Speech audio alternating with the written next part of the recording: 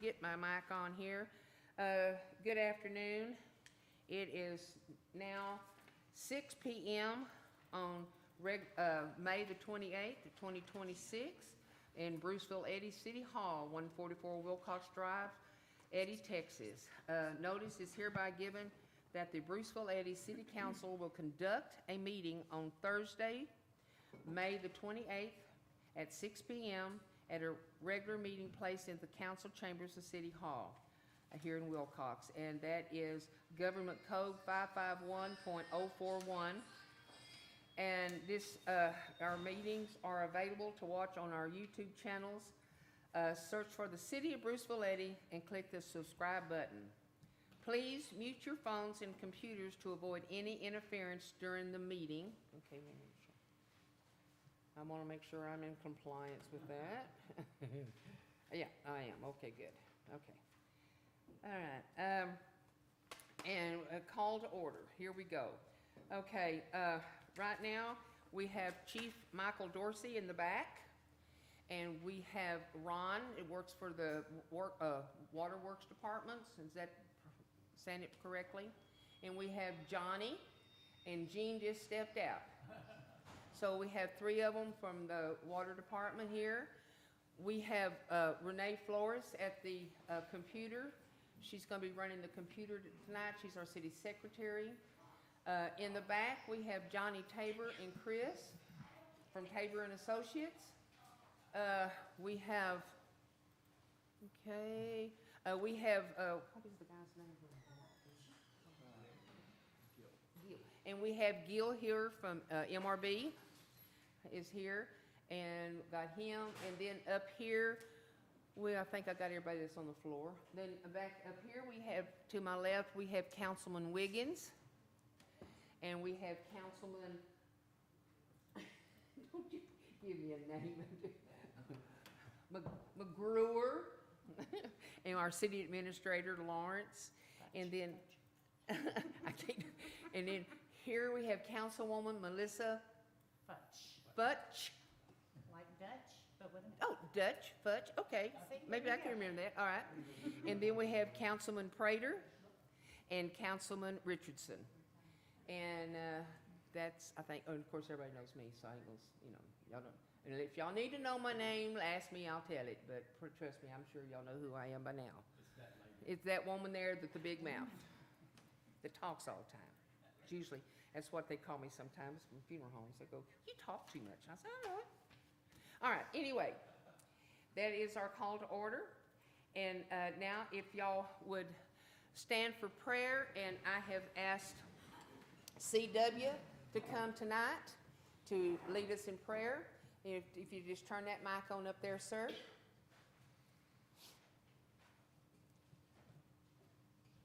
There you go. You hear me? Okay. If you bow your heads.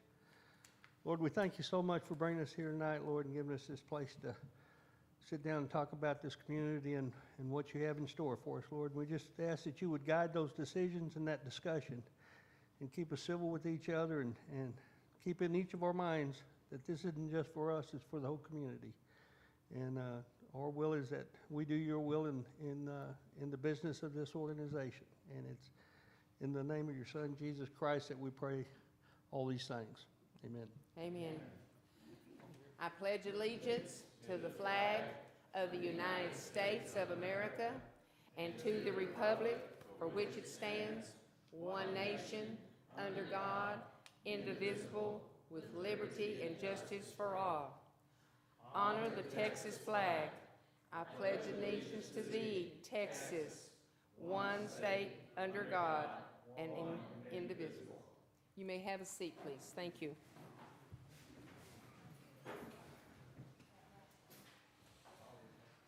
All right. And roll call, we've done. So, and when I called to order, I kind of jumped out of part there, but that's okay. Everybody knows who they are. I introduced them. All right. Number 5, citizens' comments and reports. At this time, comments will be taken from the audience on the table just inside the city council chambers and delivered to the city with the Open Meetings Act. Council may not discuss or take action on any item that has not been posted on the agenda. And so far, I have one speaker, and that's Ms. Coker. Ms. Coker, if you'll come up to the mic, please. Is that mic still on? Thank you.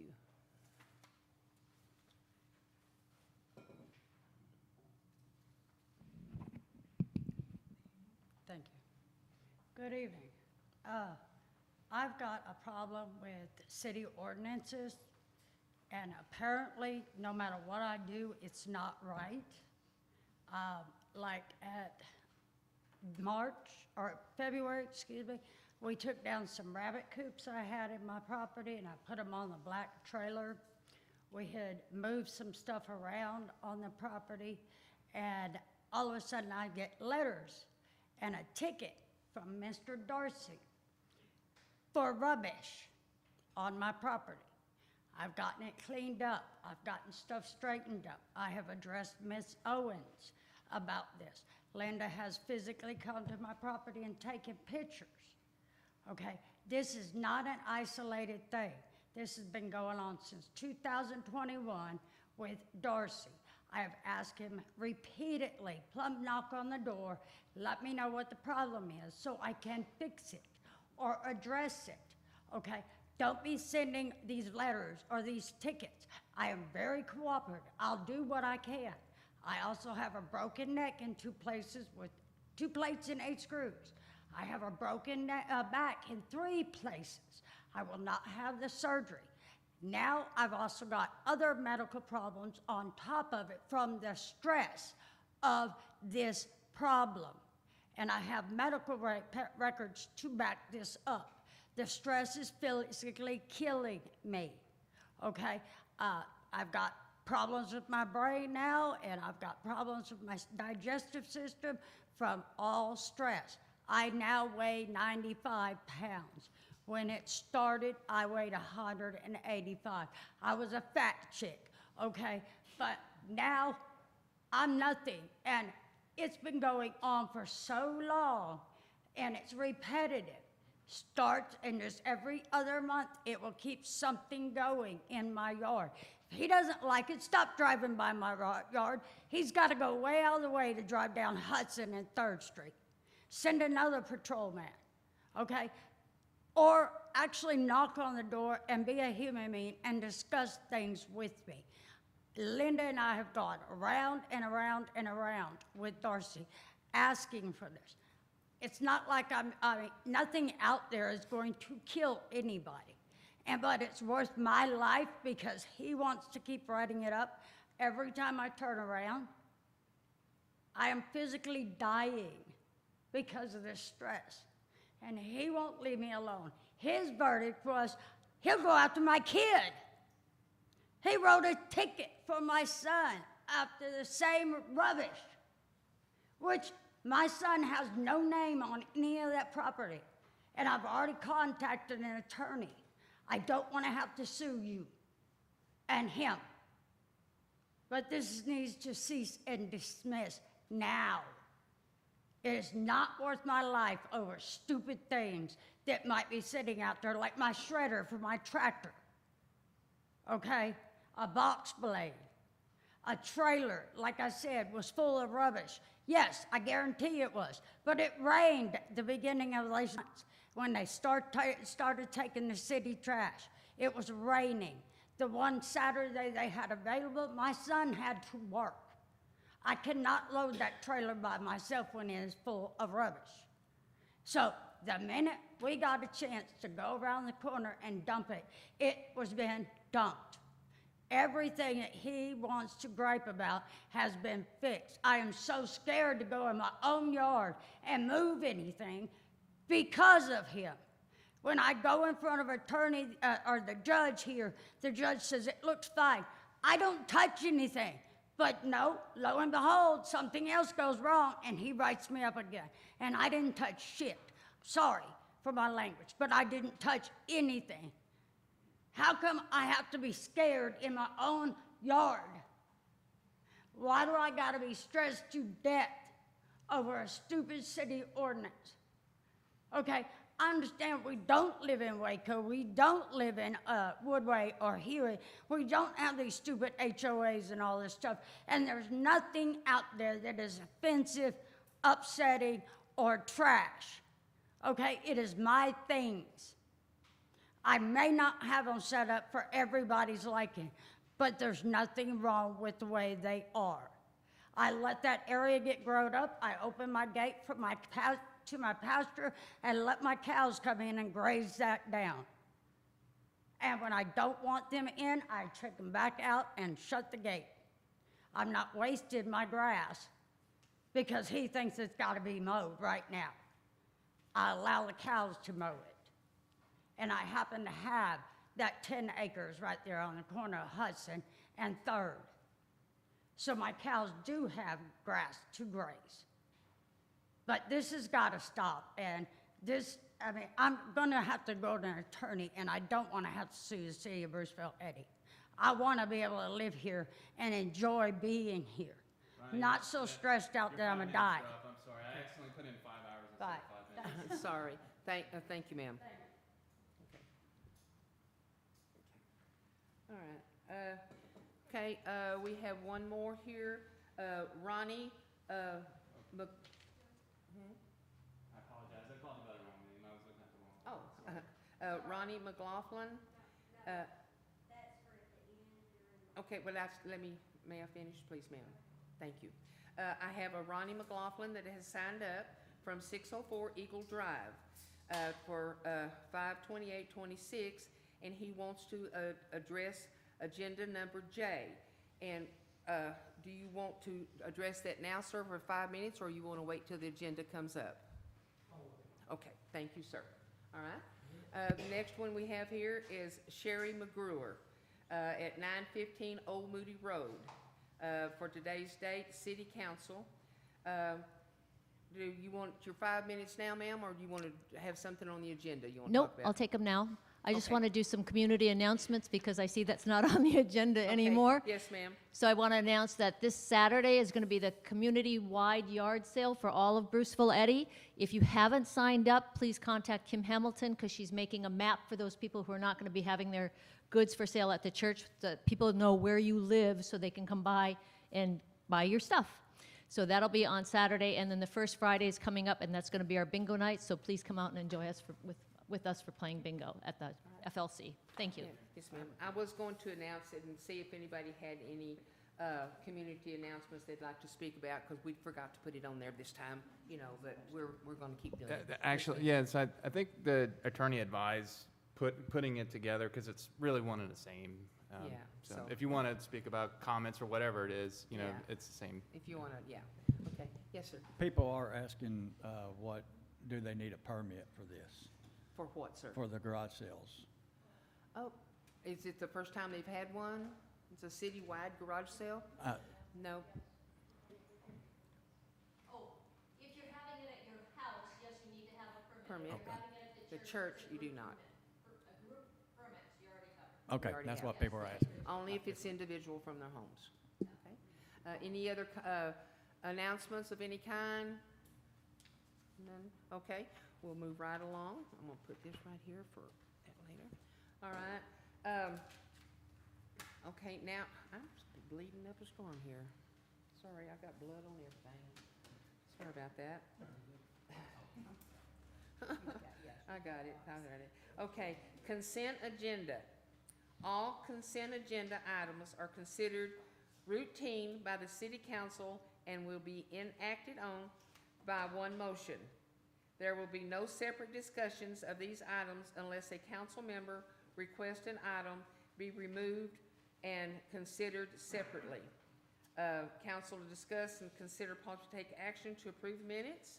And then the other one is council to discuss, consider, and probably take action on April's financial report. Has anybody got anything they want to pull out to discuss it, not to explain it? Nope, okay, moving right along. All right. Let me flip this over. All right, let me get all my stuff out here. Okay. Now, I want y'all to have patience with me tonight because we are going to be going over our new Oh, yes, we need to do that, don't we? Because nobody pulled anything. Okay, now I have a motion. I'll make a motion to accept, approve the consent agenda. Okay, do I have a second? I'll second. All right, got a first and a second. All in favor? Aye. Unanimous. Okay, thank you, ladies and gentlemen. All right, again, this is all new. This is what we're gonna do. We're gonna be adopting this format tonight that y'all have in your hands. It's still new, so I'm kind of probably reading it as we go along. So just have patience with me because it's all new to me too, so I'm learning it also, okay? All right. Now, items for consideration. Discuss and take action on pass on any of the following. Council on A, council discuss, consider, and possibly take action to approve resolution R05-28-26-1, adopting the procedure of conducting meetings of the city council and of boards and commissions of the city. And so we're gonna do let me get my little, I call it my idiot sheet. As I said, this is all new to everything. Okay, so we're gonna do that one. Does anybody wanted to talk about that, or? Yeah. Okay, Mr. Wiggins, I see your hands up. Mr. Wiggins has his hand up first, so let me. Okay, I thought I had a pen in here. let me turn this. Okay, I'm just going over it, that section, 1, Section 1? and what would that be? Item 5, when we go down through there, is it necessary, it says, on that page 2, if you look, is it necessary to say, it says, please state your name and address when you begin to speak. I remember that attorney saying you don't have to say your address because, and the reason why some people, might be a safety issue. In other words, maybe somebody don't want them to know where they live. I don't know. Is that necessary? Could we leave that out? Just strike through and address, or? Okay, Or- the city administrator has something the attorney sent us something on that, so. Sure, I'll just speak to that. I do remember that discussion, and he did say if people don't want to say either, that's their choice, but he said we really should get a name. Reason being is for the minutes. It's pretty important for the minutes, right, Renee? What information is crucial for the minutes, do you know? I mean, at least a name. Everywhere I've ever worked, they always said name and address. On the speaker card, they put phone numbers and stuff. And that's only so if council has a question on something they spoke about, council could reach out to them, whether through email or telephone. Thank you. And I do remember him saying for the address, we can't force anyone, but we can ask, and if they want to give it, then they can. And he said it was important because he said, for example, they had a council meeting where like 18 people showed up and none of them actually were from the town. So he felt like that was important for people to know, especially the city council, and considering these people who were signing up to speak. Well, Okay, okay, Mr. Wiggins, you have another question? Well, I have some more, but Graham's got it. The only thing I would rebuttal to that, what he said is, as long as you ask them, do you live here in the city limits? That'd be good enough to me. Right. But anyway, go ahead. I have some more. I just figured I'd probably ask their name and address. If y'all want, I'm gonna ask it every time, but if Okay. y'all want to give it, that's great. At least give me your name. You do not have to give me the address if you don't want to. Okay. But if you live inside the city of Bruceville-Eddy, trust me, everybody's gonna know where you live anyway. It's not that big of a town. But I am gonna ask it, and y'all can give it or not. It's up to you guys. Okay, Mr. McGruer. Okay, I would ask that they modify it, instead of saying state your name and address, Uh-huh. that won't come on. Oh, So I'm just gonna talk. oh, okay. Hey, here you go. Here you go. I do not like it when it does that. Here, it is on. Okay, so I would say that instead of using the word address, okay, you can use the city. In other words, I'm Graham McGrew from Bruceville-Eddy. Bruceville-Eddy. Okay, that's really saying, okay, you have a vested interest in it. Sounds good, Right. sir. Okay. Okay, And Mr. okay. Biggins, you said you had some more Yes, things? yes. I just want to be clear that, you know, because it says that, state your name and address, they don't really have to state their address. I didn't know if we needed to strike that. I think we should actually change address to city. City. Okay, name All right. and That makes sense. city, okay. All right, so we change that. And then the next one is on 8. Item number 8 on page 2. It's staff reports. It says council to review reports from staff members. Oh, we haven't got that far yet, sir. No, I'm talking about on this resolution.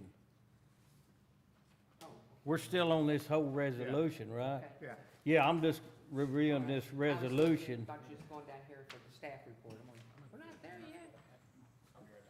Okay, I think he went to get, but anyway, my question is, I'd like to add that any member of the audience shall be allowed to ask any questions and give comments regarding such reports, because this says council to review reports and ask any questions and give comments.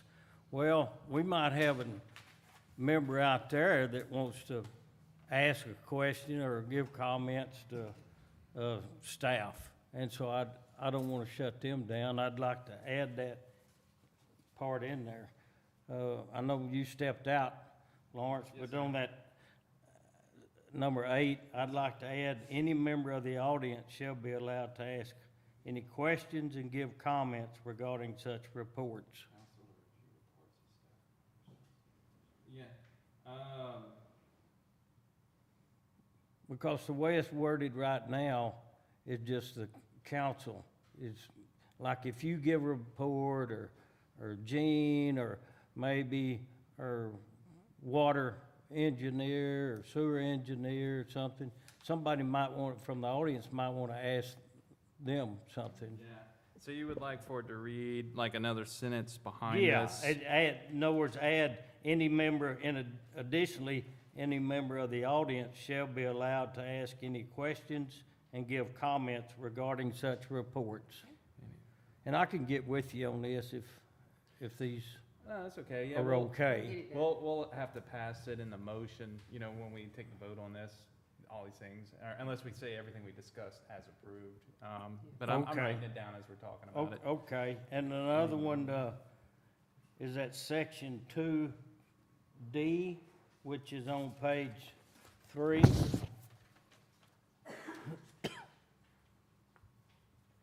Oh, So, I want to clarify real quick, our ordinance does give the audience 5 minutes. Ordinance existing is 5 minutes, so it would have to say that here too, they get 5 minutes, you know, back on 8, you were just saying. yeah, you gotta give them a time limit. I'll just go ahead and put it in there so they're aware of it. Okay. Yeah. Okay, all right.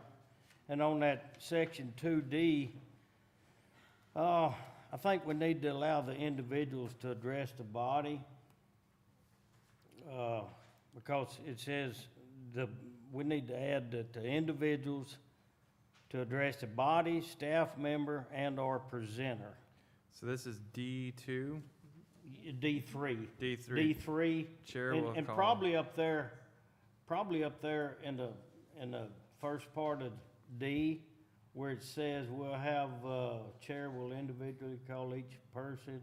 Who completed his speaking? Individuals will have 5 minutes to address the body. So they'll have 5 minutes to address the body, meaning the council. Right. So we need to add right there, after body, we put staff body, staff member, and/or presenter. Because it could be somebody that's presenting, maybe MRB or a developer that's presenting something. Well, we want the audience to be able to ask them, that presenter, something too, as well as a staff member. So So after that body, what section is it again? Because what I want to say is, when we did that workshop, we let everyone exhaust multiple hours of us putting this together. Yes, This is yes. that product that came from that workshop after right. everyone's input. Right. But this is the first time that we've actually seen it put together. And so if we're gonna do it, let's try to do it right, is just my opinion here. So I would like to add that, because I don't wanna, because if we adopt it as is, then these things I'm talking about won't This be allowed. last thing, if you don't mind backing up, I'm trying to Okay. understand what you wanted on that last one. And can you tell me the broad picture of what you're trying to do? Because I'm not following. On that 8, Oh. D, you said D. well, we was just talking about D. Are you talking about D, or are you talking about that? Yeah, because, that staff report? the way this goes, it's in sections, Yeah. The first section is staff giving a presentation. C, the next session Okay. is for a consultant giving a presentation. D is for the audience to give a presentation. Then E is for, so each little section is like a different provision, so I just want to make sure Right. we're not kind of mixing and matching No, different. I don't think we are. Yeah, That way No. the citizens get to ask all the questions if they want. yeah. Okay, Because it talks about the citizens, 5 minutes to address the body, and ask any questions, is what it states in part. So I just want to make sure that we add staff member and our presenter. so that's in D. D, at the first, Chair will individually call every person who completed a speaker's no, card. after where it says individuals will have 5 minutes to address the body, you see that? Uh-huh. Second, then put a comma, and then put staff member and or presenter. Oh, I see. So individuals who sign up, honestly, you're supposed to be, they're supposed to be addressing the city council. So whenever they get their 5 minutes uninterrupted, typically that's when the mayor will take the floor back and ask council, do y'all have any questions of the presenter before they sit down? And then that will engage some dialogue if that person so chooses, but they're supposed to have 5 minutes uninterrupted. Because they may just want to do their 5 minutes or Yep, even but 1 minute and sit down. But they might not want to ask us anything, but they might want to ask that presenter something. So they're really supposed to address the body on what their issue was with the presenter. And we already have language in here that, mayor will ask questions of council, and if council wants to bring presenter back, then they can do that. So you always want whoever's presenting, whether it's audience member, consultant, staff member, everyone's supposed to be addressing the body. The city council who's going to be taking a vote on the item. You don't really want some offshoot. Well, like I said, I don't want somebody to read into this and say, well, no, you can't ask the presenter, or staff member anything, because it just says here the body. So Right. therefore you can't ask. That's what I'm trying to prevent. I Yeah. mean, I would say just open up to the floor to the council and you guys discuss how you want to, yeah, I can, well, workshop it I together. mean, yeah. I'll open it up there. And not, okay, before you do that, ma'am, on this section, that D, I have the same thing as in that section, E and, F. Be the same thing, to put after body, put staff member and presenter. I could get where you see right here. I'm looking at it. Yes, sir, I'm looking at it. So basically, every time it says After body, after body, yeah, address the body, opportunity to adjust the body, and Yeah. then opportunity to address staff, opportunity to address. yeah, I wish, But the thing is staff will always be presenting the body, consultants will always be presenting the body, audience is supposed to be presenting the body.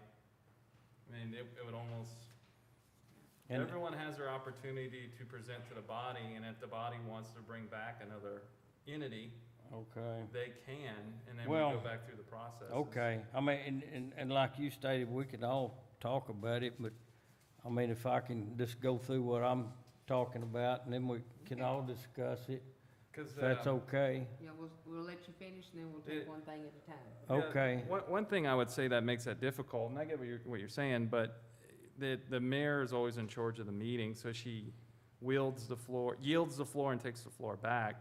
So if she yields the floor to an audience member who's doing their 5 minutes uninterrupted, and then the audience member wants to talk to a staffer,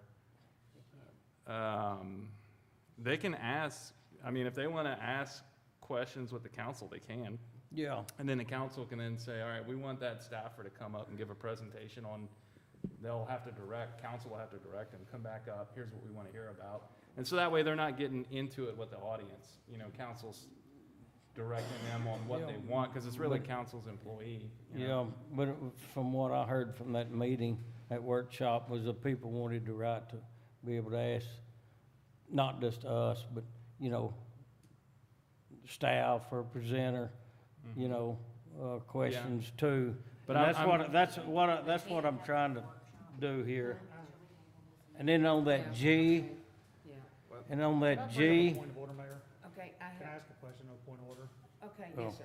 Seems like we're kind of getting off in the weeds here. Can we table this, make Yeah, a do motion, it. table this, and then Do a send our workshop. stuff in and discuss this maybe at the end of the next Workshop. agenda? Because I feel like we're just dragging off into the Yeah. weeds. and We are. I'm looking at a sea Well, of glazed I over know. faces here. And I know, but everybody- I mean, I Well, don't get what you're dis. saying. I'm just saying, Okay. like, Yeah. All right, put it at the all end right, maybe next It has month. been called and it's over with, and what we're gonna do, we're gonna table this thing, and then we're gonna do a workshop, and then we'll come back and we'll discuss it at a workshop at a different time.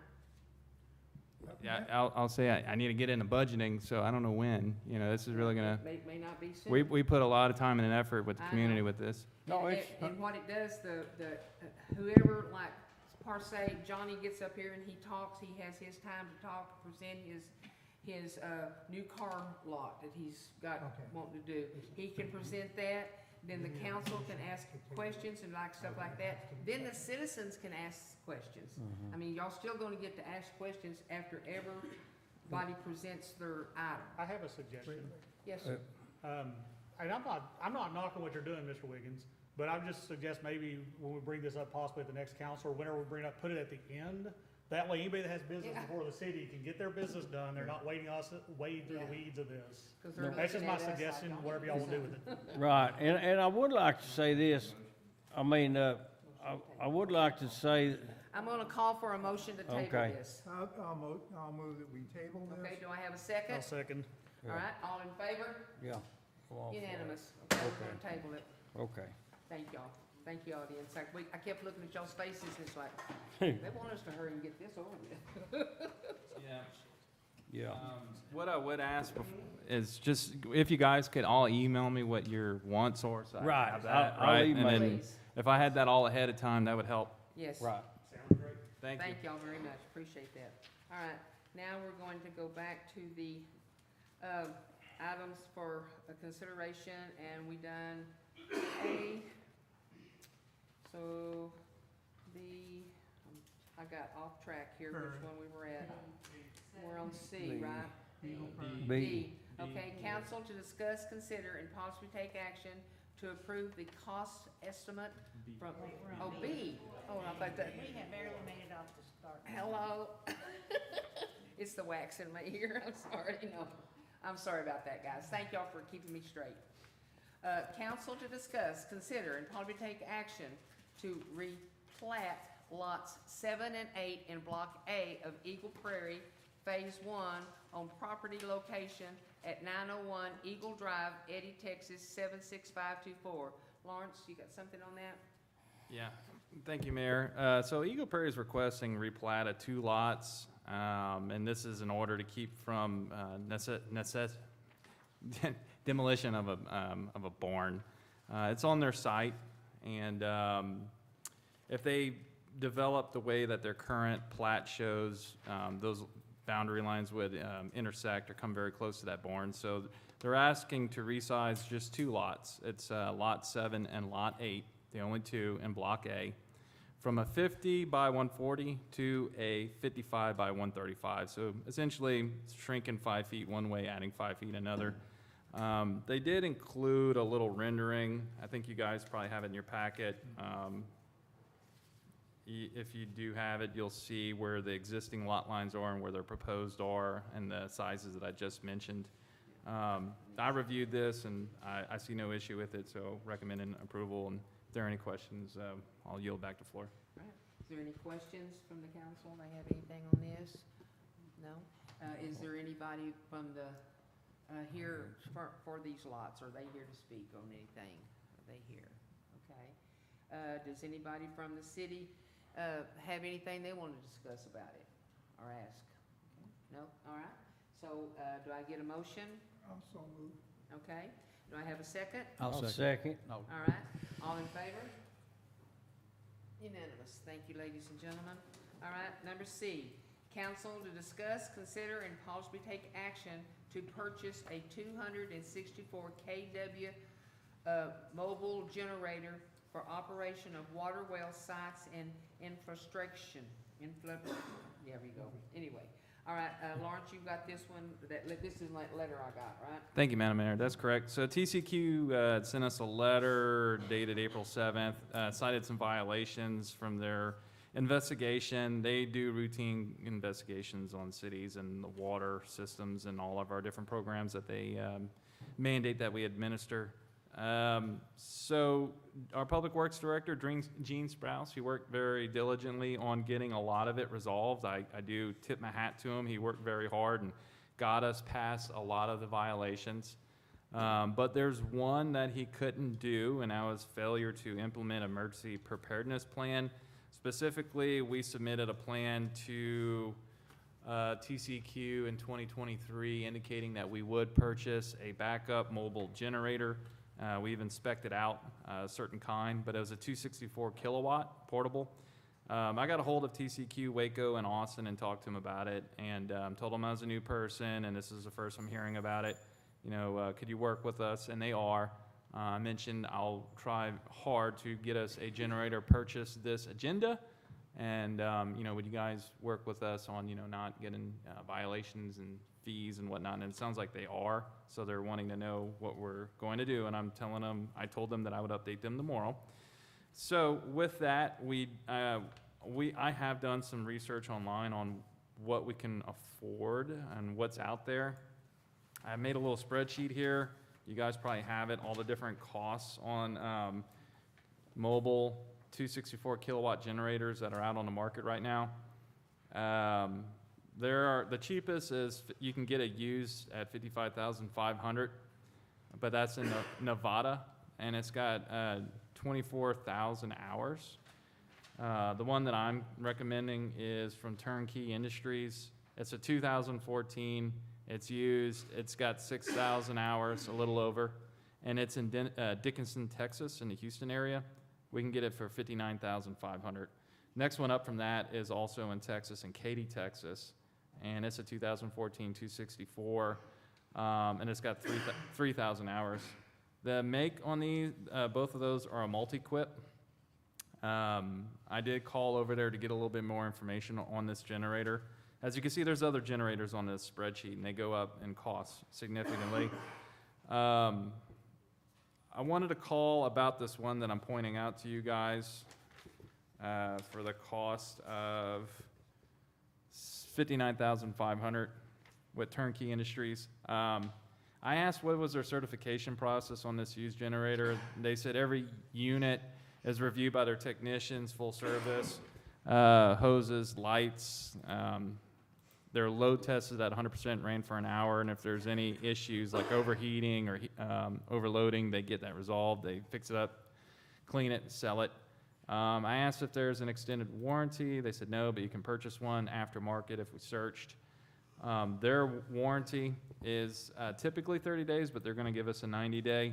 It is a Pendle hitch, which is the kind of hitch we have on our trucks right now. It is a 1-ton, our 1-ton can pull this unit. He said that they towed it with a 3/4 ton. It does come with electronic brakes, and it does have the quick disconnect ability. And he said that the tires were roadworthy. That's his exact quote.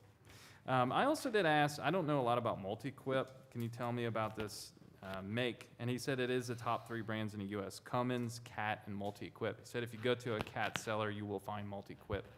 So I know he's a salesperson, but he talked me up pretty well on it. And I think I did get a cost on shipping it, but if you guys want those numbers, I can share that. But I think I'm recommending for just sending Gene down with the truck and another person to just pick it up from us from the Galveston area, if this is the one you guys are interested in.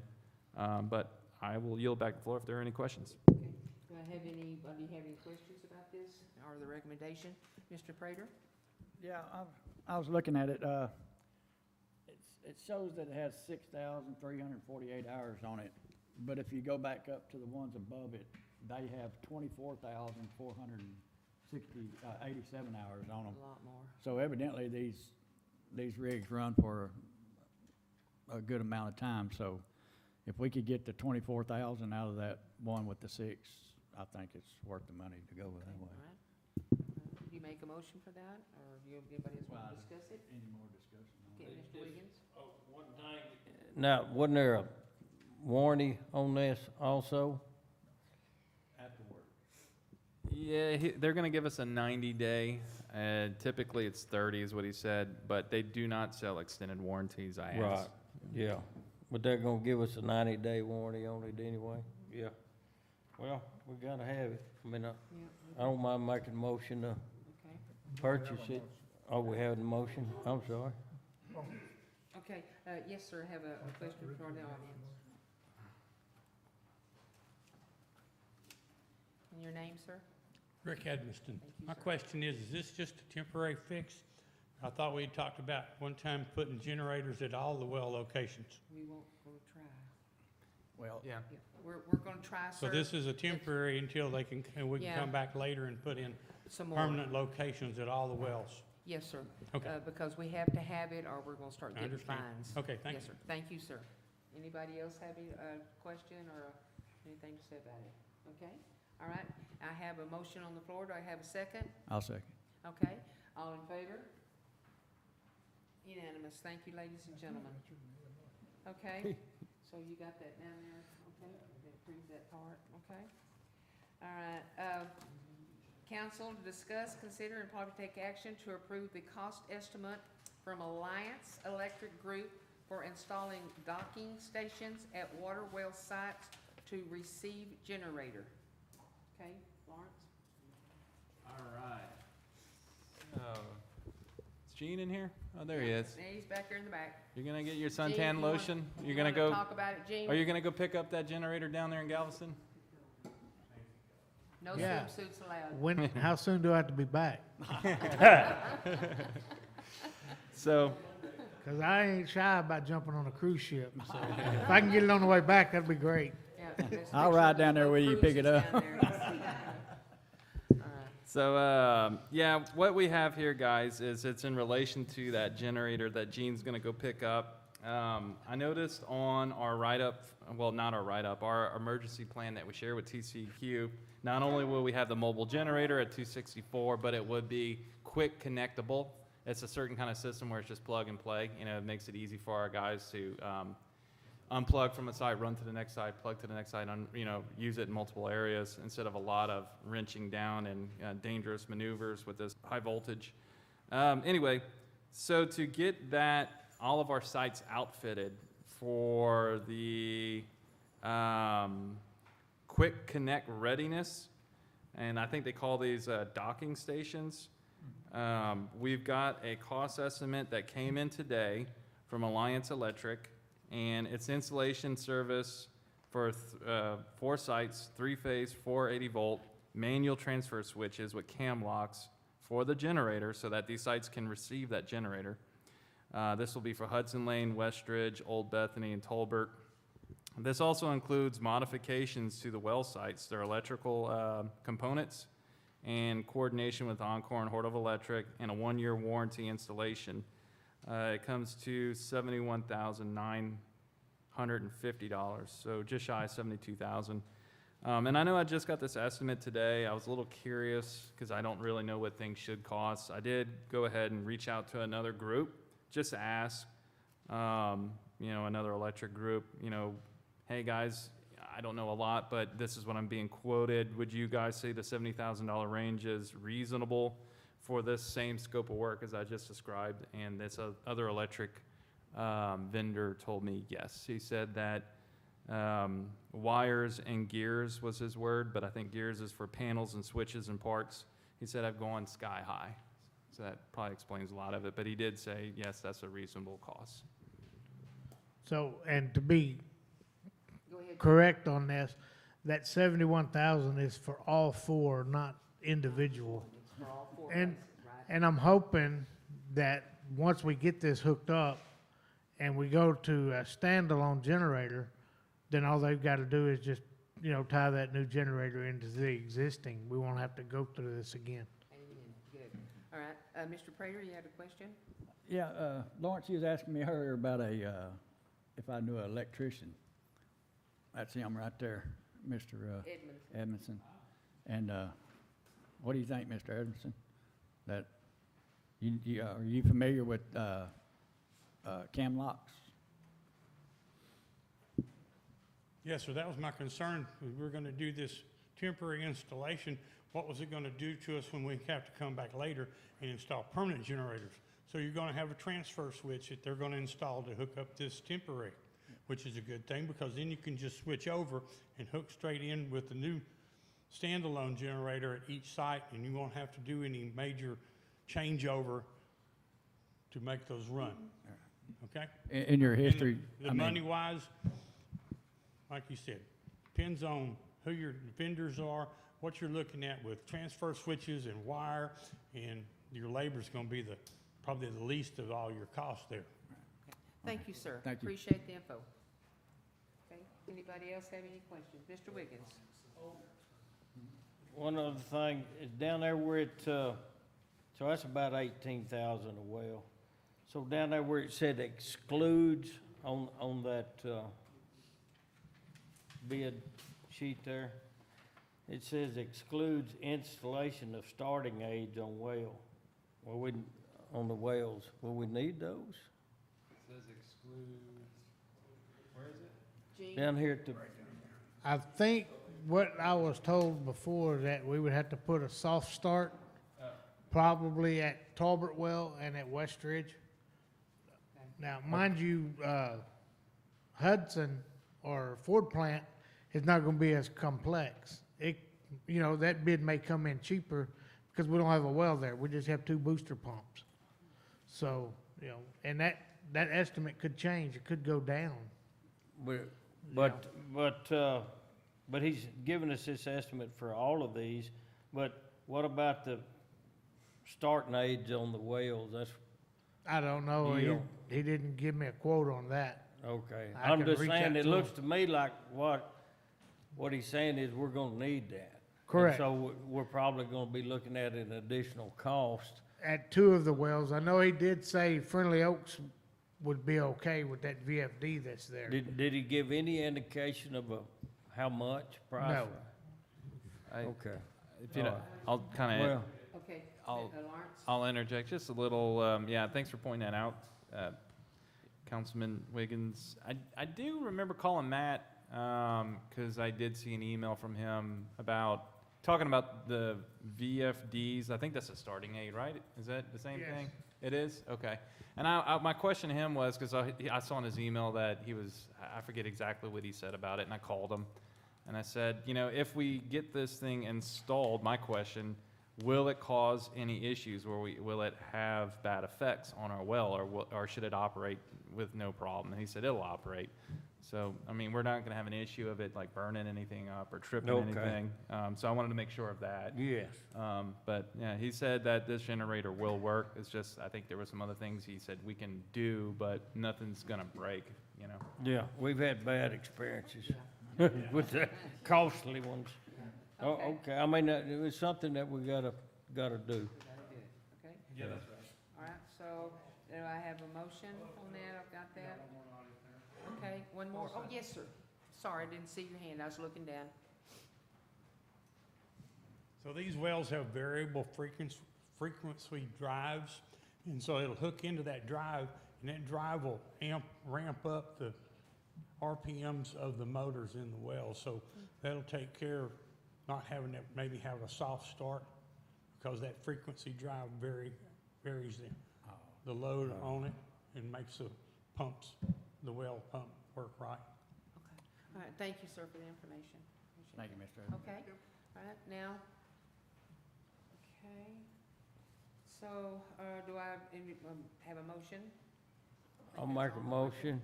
All right, Okay, I'll make a motion that we have Alliance Electrical Group perform this work in the amount of $71,950. okay. Have a second? I'll second. Okay, Prairie, good. All in favor? Unanimous. Thank you, ladies and gentlemen. All right. Number E, council to discuss, consider, and probably take action to approve change order number 4 for the USDA new wastewater collection system project for $1,253,200. Lawrence? Thank you, Linda. Mayor Owens, I apologize. It's okay. So this change order, it has two things on here. One of it is for the $1,250,000. That was already paid out. That was for mediation through BlackRock. The other item that is on here is roadway, driveway, state base. That's adding a little bit of roadway materials to the project, 400 linear feet for $3,000. So what I want to do say is we did actually already get this turned in, because I justified that we already paid this $1,200,000. But then I caught, I'm like, oh, wait a minute, they slipped into 3,000 there, so I need to bring this before you guys for approval. So that's what this is. You guys already did pay out the 1 million, but the 3,200, that still needs to be paid. Yeah. But talking with the engineers, it's something that has to be done. All right. Do I have a motion on there? Any questions from the council? Council has no questions? Anybody from the audience have any questions? Any citizen? Okay. Do I have a motion to accept? I'll make the motion, and just for clarification, all this does is adds $3,200 to it, correct? Okay. Yeah. Okay. Yeah. Yeah. I'm sorry, I forgot to add, this is us also trying, the $1 million that you already paid for mediation. This is us formally adding it into the project via change order to be recognized by USDA, and the attempts or hopes that they would hopefully Try to reimburse us. recoup our money. Hopefully, yeah, because if we have funding that's unspent, like contingency and deducts and whatnot, the Right. attempt is, hey, this is part of the project. If you really think about it, we're now submitting this to you guys for your consideration. So we'll see what happens. I have actually called over there for some updates, but I haven't received a call back at this point. Okay. Thank you. Okay, do I have a Well, second? Yeah, I make a motion, yeah. I'll second it. Okay, Mr. McGruer? Okay, all in favor? Unanimous. Thank you, ladies and gentlemen. Okay, number L, council to discuss, consider, and probably take action on Tabor and Associates update report on the USDA new wastewater system and street project. Okay, it is what we're going to do, ladies and gentlemen. We're going to take this part of it into executive session. It is the city council may go into a closed executive session pursuing the Texas Government Code 551.071 and to the Texas Disaster Act, blah, blah, blah, on that. And the code number is 551.071. With our attorney. We're going to be talking with the attorney. And it is now 6:55 p.m. and the meeting is over, and we're going to be back shortly.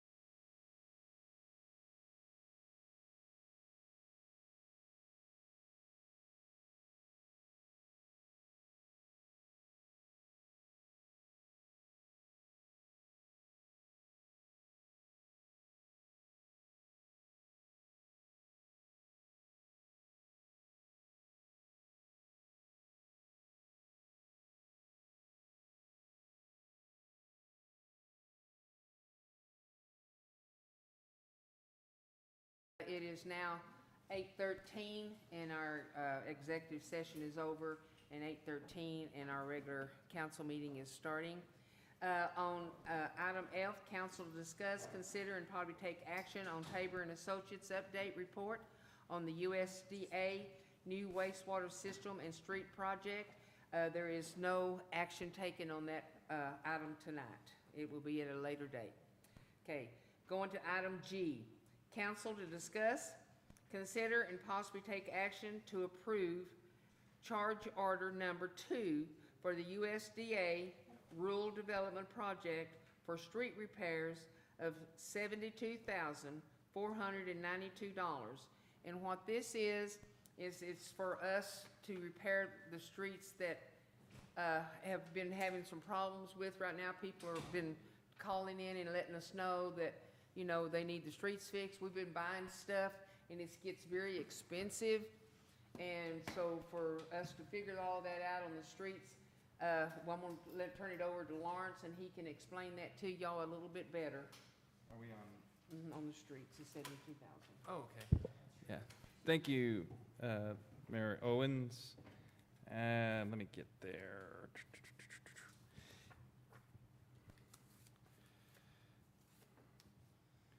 Yeah, so a change order is being presented by Tabor Engineering with Texas Materials Group for contractor mobilization to increase linear feet and then also to mobilize.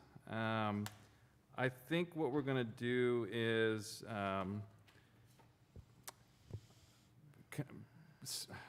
table it, or basically have this heard at a different meeting. I don't think we're ready to have our street contractors mobilized just yet. We're having some inspectors come in tomorrow to take a look at some of our pipe, and we want to wait to find out what that investigation finds before we lay asphalt down. Okay. And I will give a report to council on that once I have more information. Okay? So I'll make we- a motion to okay. table that. All right, okay, and I get a second on the table? Okay, so number G has been tabled, okay. And all in favor? Unanimous. Okay, I'm sorry, I was just like, okay. H, council to discuss, consider, and possibly take action on a request to re-extend the extended use permit for 238 Melissa Street residence within a residential vehicle while permanent home is under construction. And this one, I put this on here because we have to usually have somebody that wants something on the agenda go through a council, and it was asked of me to put it on here, so I put this on here. And it is Mr., hang on, my brain's dead. Thomas Arnold. Yeah, Thomas Arnold. So, Thomas, you gonna address this? You may have to turn your mic on, sir. Yeah, I think it's on. All right, so you gave me the 6 months, and come January, end of January, I realized Plan A wasn't working or going to work. Went to Plan B, and basically we're attempting to build a smaller home that we can put up a little faster, but it'll still meet all the requirements. The house that I'm buying,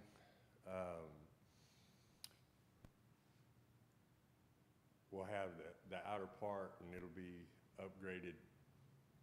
Anything that needs to be upgraded to meet the IRC or the IBC will be done. Right now, the permit, I turned it in 3 days ago. So, still waiting on the yay or nay for that one. The first permit I turned in, the first building I bought, didn't meet the requirements that we're looking for. So I gave that one back to them and bought one with already upgraded items. Okay. So you're asking for an extension? Yes, Is that ma'am, what I'm you're asking for another Council? 6 months. All right, Council, Mr. Wiggins? What is this, because in the police report, it, where he went out there and investigated it too, he wrote up a report. Can you hear me okay? No, I can't. Can you hear me? I can now. Okay, so in his report, the police, he went out there and, investigated it, and you was there, and he took his drones and made pictures and stuff and sent it to council. And more or less, it wasn't no substantial, movement made out there. I mean, it was cleanup, but it was, as far as building a house or home, it wasn't nothing there. And so you're saying that you've got a home that you're gonna move in there? Or I didn't understand that. It's a shell of a home. So basically, it's very similar to a shed, but it's had upgrades. It's got the IBC. The flooring is 7/8 thick versus a shed being a 1/2 inch. It's got the upgraded house wrap. It's basically. Do you have that? Do you have a foundation out there right now for it? Yes. Well, I have an area for it. Yes. But you have an area, yes, for the foundation where it's gonna be, but you don't have any forms or anything? I haven't received the permit yet, so I have not started any construction. Oh, there's somebody.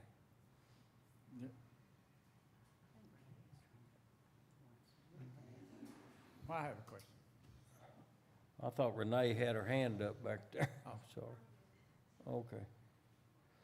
So you just put in a permit 3 days ago? A week and 3 days. A week and 3 days ago? Yes, sir. And we gave you 6 months, or what was it? 6 months. 6 months? No, this is my third permit. My first two were denied for, the building wasn't upgradable. So that one was denied. And like I said, the first 3 months, the plan that I had talked to y'all about prior to 6 months ago, I realized it wasn't gonna work. That was getting my credit, getting the loan, moving forward with an actual house foundation, everything of that nature. What's the square footage of this one? The That new you're- one? Yeah. I wanna say 538. Do we have a limit on, I think we have a limit on our code of how many square foot it can be? I'm not sure, sir. Yeah, I think it's considered a tiny home. Yeah, I think we have a square footage limit, I think. I don't know. 700 and something. I'm not positive. I don't have the, May need to check in Square footage limit on a tiny home. Oh, tiny home? I'm pretty sure So- we went through that before. You know, until you submit an application and it gets reviewed, you know, I look at some of these things usually for zoning and planning, but all the building permits go through third party, Bureau Veritas, and they make sure that it meets residential code and our ordinances. So it's all kind of set in place with our third party, and they just pass, fail, contingent upon submittals, you know, within those applications. But I do know, like in our ordinances, you must have a primary structure to then have another incidental structure, meaning that you need to have like a residential house, and then you can have a shed as incidental. For a property to be considered a dwelling unit by our definitions, it has to have, you know, a living quarters and a way to cook. So basically, it needs a bedroom and it needs to have a kitchen facility. If it has those two rooms, it's considered a dwelling unit. It can be residential. But, you know, sometimes some of these manufactured things have to meet code. You know, if you order a trailer, we got to make sure that it's HUD certified. Most of them always are. Same thing with modular buildings, they're HUD certified, but sometimes sheds are not.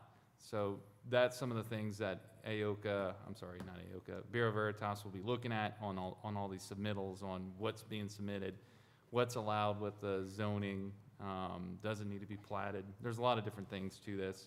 Sure. I think right now it's zoned residential, R1.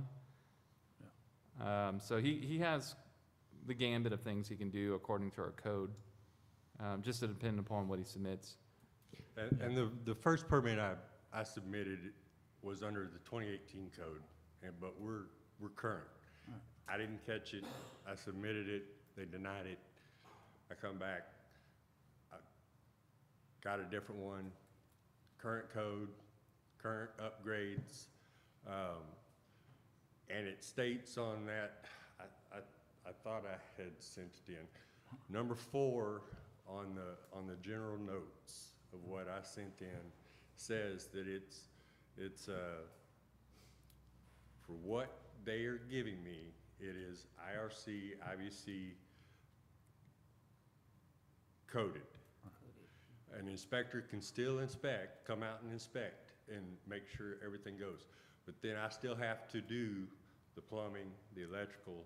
Yeah, I still have to finish the interior. I got you. To make a tiny home, correct? Correct. Something like that. I'll check on that square footage because we've run across that once before. Yeah, yeah. we've Back done when it. Kent was here. Yeah. And there was a limit on square footage on a Yeah, tiny home.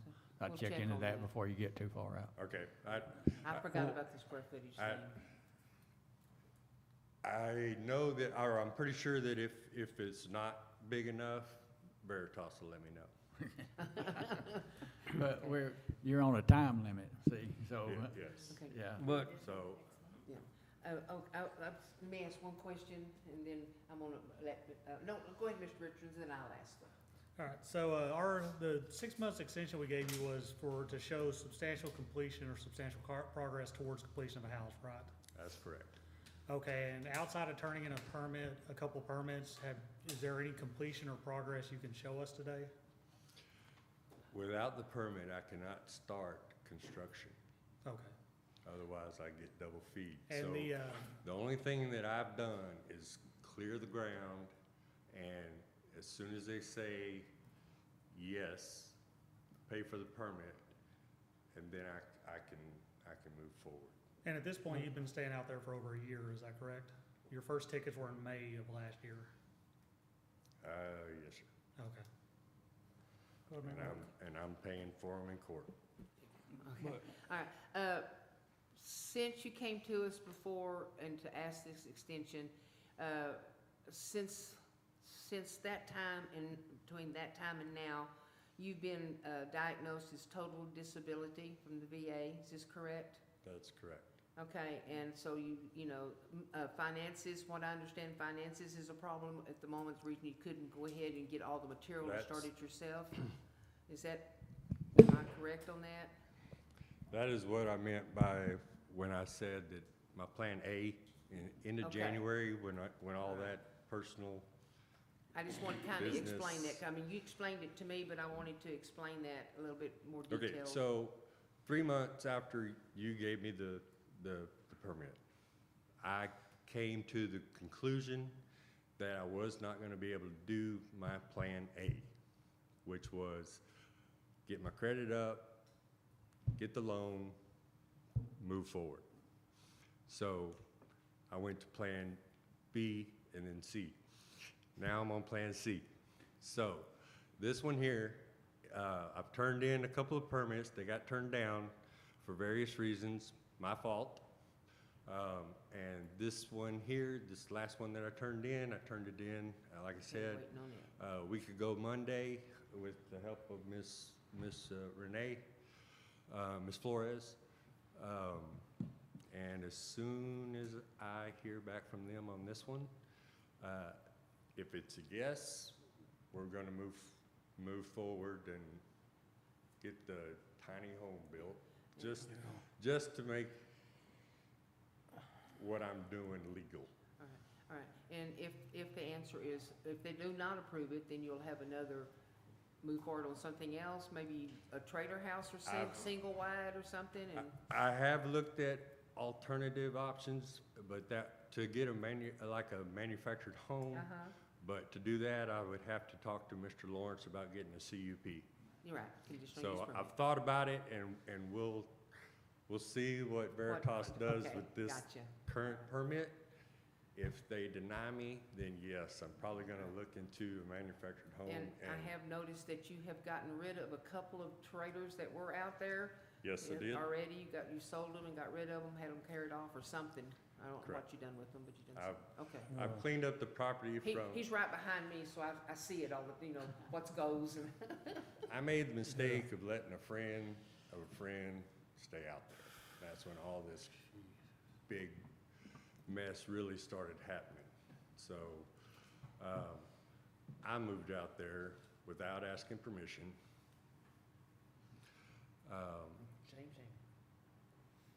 Because of financial reasons. I couldn't afford the payment on the property and the payment at the RV park.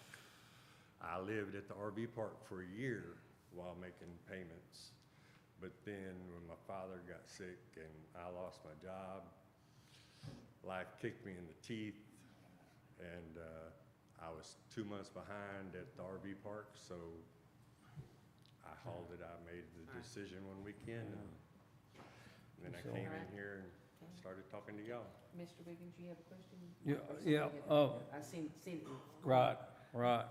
Well, you know, I mean, we have compassion up here because we give you the 6 months.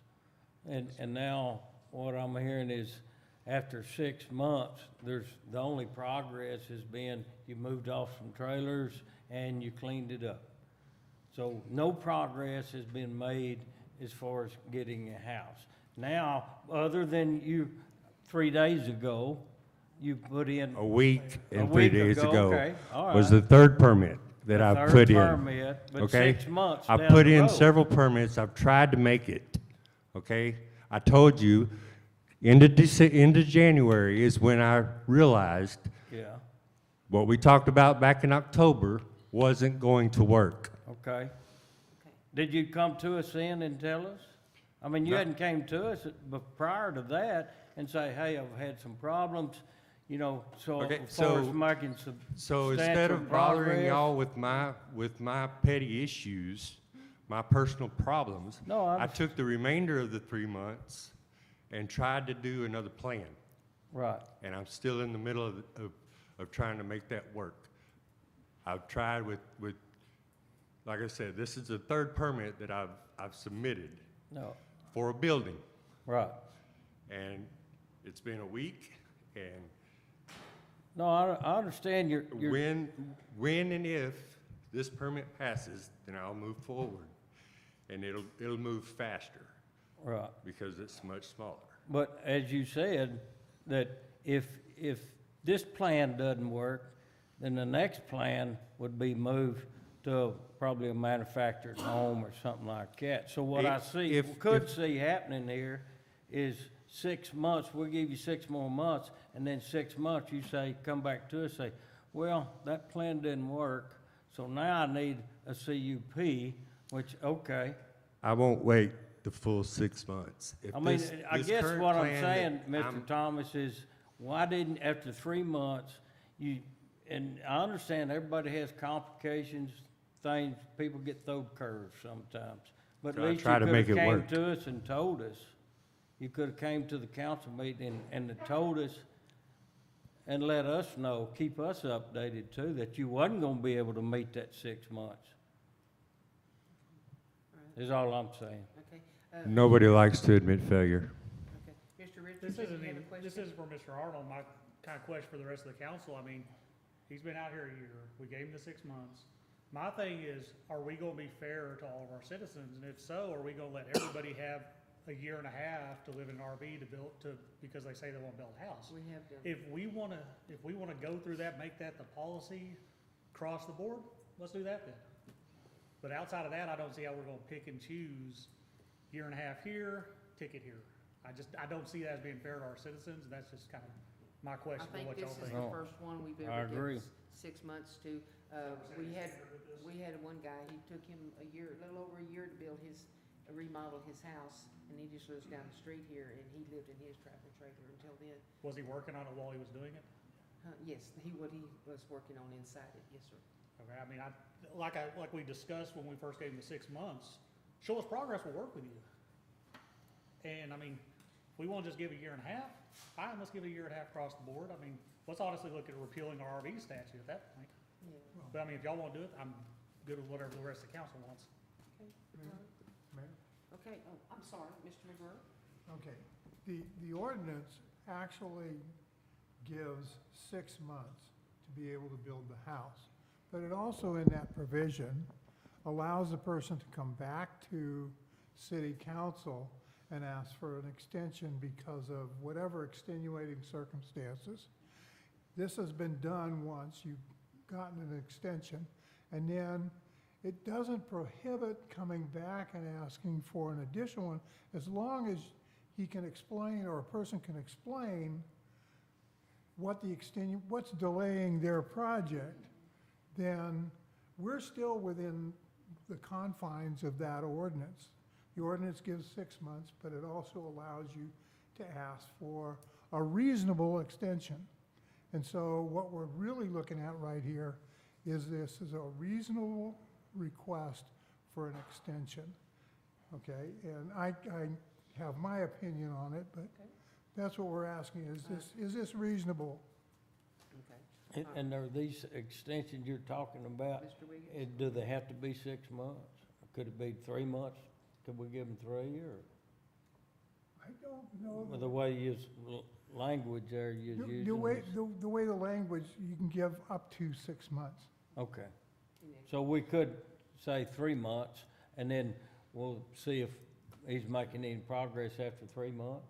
It's up to the council to Right. decide if they. No, I'm just asking a question Yes, to you could say Ram 3 that we could months, say you know, that, when right. Somebody could make a motion, so, to Right. go 6 months, somebody could make a motion for 3 months, and then we'll get a second, and if it passes, then Right. it'll be that, if Yeah. it doesn't pass, we'll go to Well, the next one. I mean, just me speaking, I'm good with 3 months right now, giving you extra, and so To I'm, get started, yeah. to get started and to prove to us, that's 3 months to prove to us that we are gonna see progress out there. We're not gonna just see something, You wanna make a motion? nothing. Sir? Yeah, I'll make a motion that we, extend it, for 3 months. All right, do I get a And- second? I'll second. Okay, all in favor? Okay, four, one opposed? One opposed, okay. So we, Mr., Thank you. sir, you have 3 months, okay? And we'll get a hold of the inspectors tomorrow and find out what's going on. Okay, all right, moving right along. Going to number, let's see, we got that one done. All right, on I, council to discuss, consider, and probably take action to approve ordinance 00528-261 regarding peddlers and solicitors. Mr. Chief Dorsey, do you want to talk on that? You want to?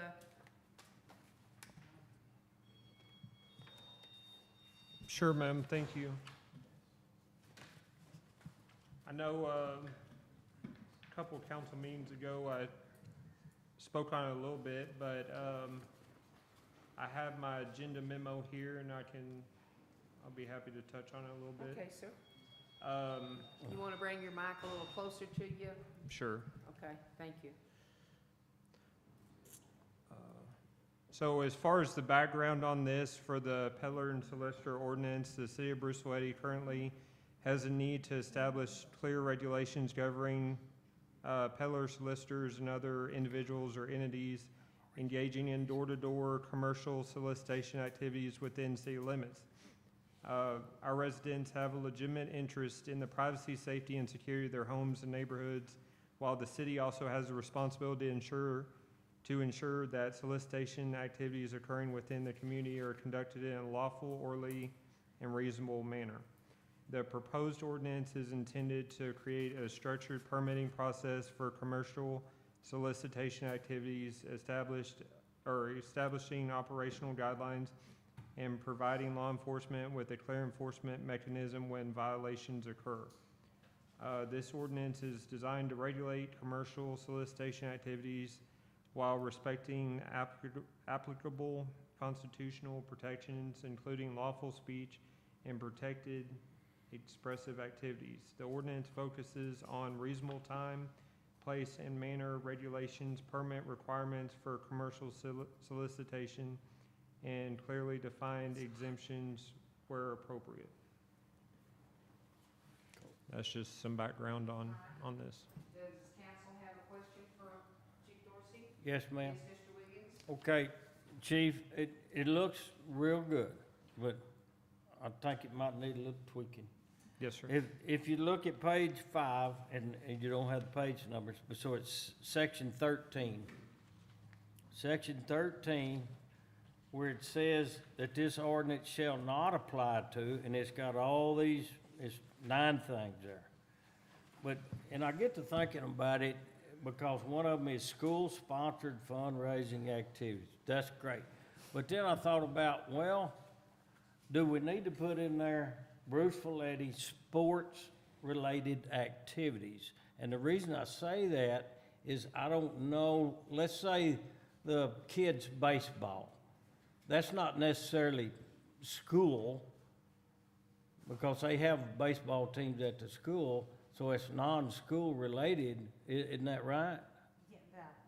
Yeah, and so that wouldn't cover it, because this says school-sponsored fundraising. So let's say if the BE's and the reason I say Bruceville-Eddy, because we might have anybody from Moody come over here selling candy or whatever, but if we're supporting our own, could we just say Bruceville-Eddy sports-related activities, and that would cover,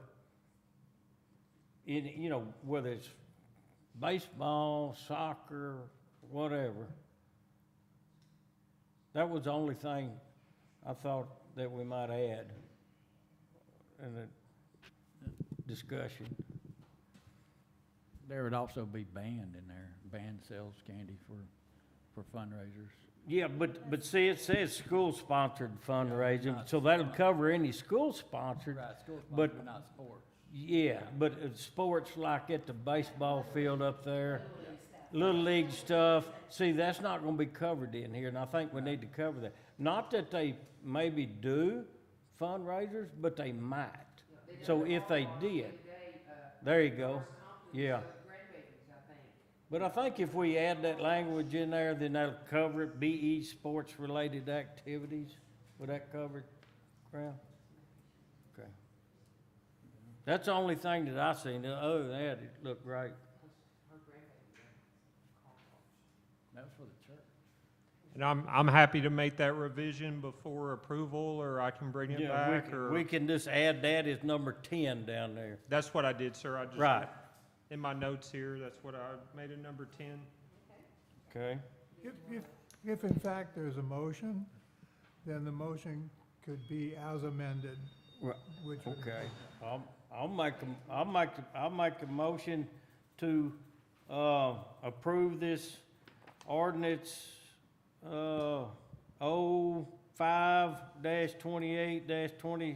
05-28-26-1 as amended to section 13, add line item 10 to read BE sports-related activities. Okay, do I have a second? I'll second. Okay, all in favor? Unanimous. Okay, Chief, you got that? Thank you. Thank y'all. Thank you, okay. J, council to discuss, consider, and possibly take action to approve ordinance O-05-28-26-2 regarding truck routes. And, I have a citizen that wants to talk about this, and Ronnie McLaughlin, if you wanna take you have 5 minutes, sir. Do we want to have Dorsey Chief present it before Ronnie speaks, or? Yeah, I think Yeah, that's he'll- probably the proper way to do that. Do what, I'm sorry? That would be the proper way to do What's it. that? Have Dorsey present his article, and then he would make his. Oh, comment. okay. I thought he said he made it, so he was doing it. Okay, have Dorsey present it? It's his article. I mean, if Chief wants to say anything about it, he speaks, then the Okay. citizens speak, then we'll do our talking. All right, okay, so we want to, okay. Mr. McLaughlin, I'm sorry, I called you too early. I apologize. Okay, sorry about that, Chief. No problem. I thought we were done. I'm sorry. I'll start out, regarding the truck route ordinance, I'll start out with some background. So the city of Bruceville-Eddy has experienced increased commercial vehicle traffic utilizing city streets that were not designed to accommodate frequent heavy truck traffic. This has resulted in concerns regarding roadway deterioration, traffic congestion, public safety hazards, and impacts to residential neighborhoods based on various reasons. In particular, heavy truck traffic on non-designated streets creates safety concerns for residents, school traffic, pedestrians, and emergency response operations, while also accelerating wear and damage to local streets that are not engineered for repeated heavy axle loads. The proposed ordinance establishes a clear truck route system for the city, directing through truck traffic to roadways better suited for commercial vehicle use, including major transportation corridors such as I-35, including the frontage roads, State Highway 7, FM 107, and others specifically designated routes as outlined in the ordinance. The ordinance also recognizes the need for reasonable exemptions for vehicles making local deliveries, public utility service vehicles, emergency response vehicles, government service vehicles, trash collection vehicles, construction traffic with legitimate destination access, and other necessary operational exceptions. So a summary of the proposed ordinance, it establishes designated truck routes within the city, prohibits commercial motor vehicles exceeding the ordinance threshold for operating or non-designated streets except when exempted, define applicable commercial motor vehicles subject to the ordinance, allow access for local deliveries, pickups, service calls, construction operations, emergency response, utility work, sanitation services, and governmental functions, authorize installation of regulatory signage identifying truck route restrictions, provide enforcement authority for violations, establish penalties consistent with municipal ordinance enforcement, and improve traffic safety by directing through truck traffic away from residential and sensitive areas. Some of the benefits would be reduced heavy truck traffic in residential areas, improved pedestrian and school zone safety, and reduce traffic conflicts at narrow or high-risk roadways. As far as infrastructure, reduce premature deterioration of local streets, lower long-term roadway maintenance and repair costs, preservation of roadways not designated for commercial truck volumes, traffic management, improved traffic flow by directing commercial traffic to appropriate corridors, and better predictability for truck routing and enforcement. Some other things would be reducing noise, vibration, and disruption in residential neighborhoods and decrease heavy truck presence in community-sensitive areas. Some of the costs that I included some cost estimates in here on as far as like purchasing signs and like barricades. A lot of the signs that I was like areas that signs would be needed. There are some areas already, like on, for example, Hungry Hill Road or Edel Drive or some of the other areas that potentially would need signage. There's already signs or poles in those areas, so we could potentially, city signs and city, sign poles already in those areas that we could potentially utilize and not have to buy, a pole and the sign and have it installed. There are some areas that we could probably just buy a sign and hang it, on an existing pole. But there are some potential costs as far as purchasing signage and potentially barricades, just depending on what, or we could use if we have the manpower and the vehicles available. We could use, a vehicle to do a blockade versus, putting up a barricade. I mean, it's just different options that are available to us. But yeah, I mean, as far as the financial impact, there would be some cost associated with it as far as signage and barricades or whatever we think we need. So, but that's basically everything in a nutshell as far as what the ordinance is trying to address and some of the issues, you know, the reason behind why we're trying to implement this. All right, thank you, sir. Does the council have any questions? Mr. Wiggins?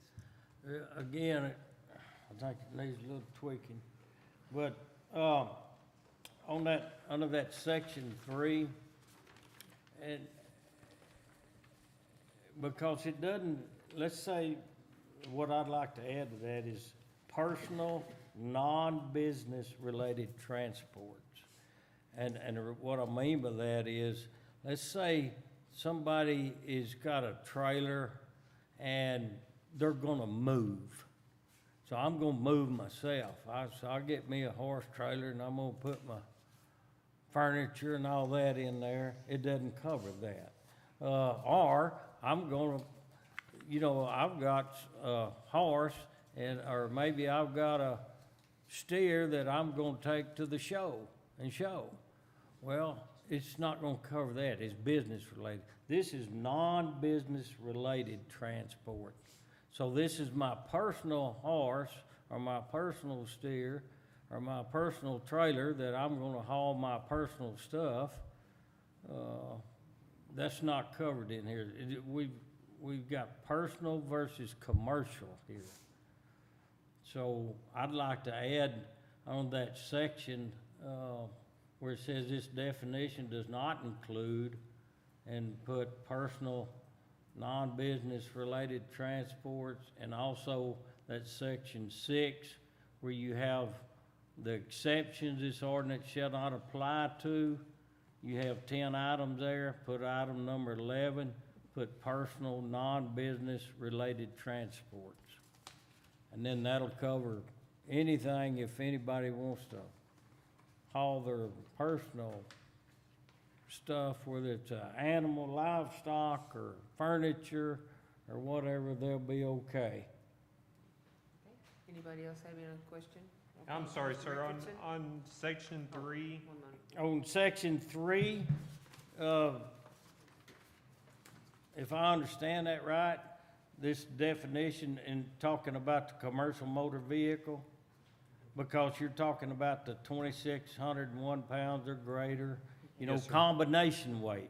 So with a combination weight, I've got a F-250, and I'm gonna have me a trailer, and the combination weight could exceed that 2,601. So, but if it's my personal, it's not a commercial. So it's my personal vehicle and my personal stuff that I'm hauling, non-business related, then I want to make sure that that's covered. And so I would put that under there, add it. like add a number 3 or just add on to it? Down there where it says this definition Oh, does not I got you. include. Okay. Just do another bullet. Yeah, another bullet point, put personal, non-business related transports. And then on section 6, add another, where it says this ordinance shall not apply to, you have 10 items there, put an item 11 Yes, sir. and put the same thing, personal, non-business related transport. Yes, sir, I have that one. Okay.